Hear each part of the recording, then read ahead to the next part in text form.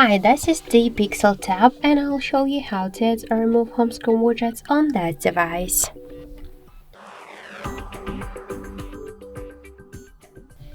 So first, hold for a while home screen with your finger and you'll see here widgets icon. Tap on this icon and you'll see here all of the available applications which widgets you could add. For example, let's add the calendar schedule. To add the widget, we should just hold it and drag it to our home screen. If you want to move widget on the screen or between the screens, you should just hold it and drag it.